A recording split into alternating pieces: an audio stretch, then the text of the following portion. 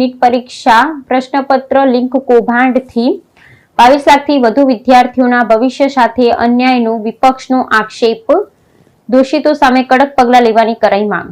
રાષ્ટ્રીય પાત્રતા સહ પ્રવેશ પરીક્ષામાં કથિત રીતે થયેલી વ્યાપક ગેરરીતિઓ ને પ્રશ્નપત્ર ફૂટી જવાના મામલે વડોદરા ખાતે નેશનલ સ્ટુડન્ટ્સ યુનિયન ઓફ ઇન્ડિયાના કાર્યકરો દ્વારા જિલ્લા કલેક્ટરને આવેદનપત્ર પાઠવીને ઉગ્ર વિરોધ પ્રદર્શન કરવામાં આવ્યું છે।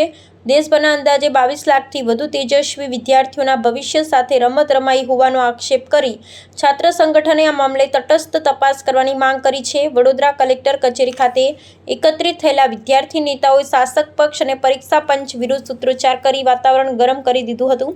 આ વિરોધ પ્રદર્શનની વિગતો આપતા વિદ્યાર્થી પાંખના હોદ્દેદારોએ જણાવ્યું હતું કે તબીબી અભ્યાસક્રમમાં પ્રવેશ મેળવવા માટે રાત દિવસ મહેનત કરતા પ્રામાણિક વિદ્યાર્થીઓ સાથે આ પ્રશ્નપત્ર લિંક કૌભાંડથી મોટો અન્યાય થયો છે।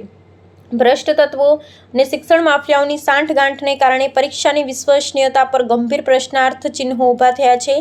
આવેદનપત્રમાં મુખ્ય માંગણી એ કરવામાં આવી છે કે સમગ્ર કૌભાંડના મૂળ સુધી પહોંચીને પાયાના દોષિતો, કેન્દ્ર સંચાલકો અને વચેટિયાઓ સામે કાયદાકીય સકંજો કસવામાં આવે અને ભવિષ્યમાં આવી રાષ્ટ્રીય કક્ષાની પરીક્ષાઓ સંપૂર્ણપણે પારદર્શી વાતાવરણમાં યોજાય તેની ખાતરી કરવામાં આવે।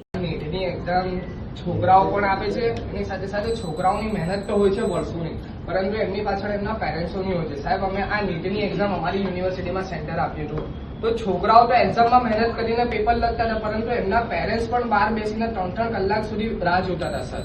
એટલે બધાની આ મહેનત છે સાહેબ, તો આ મહેનતને ક્યાંક ને ક્યાંક આ લોકોએ પેપર ફોડીને નિષ્ફળ જઈ છે, તો એના માટે સાહેબ તાત્કાલિક પગલાં લો, કેમ કે 70 વાર પેપર ફોડ્યા છે સાહેબ।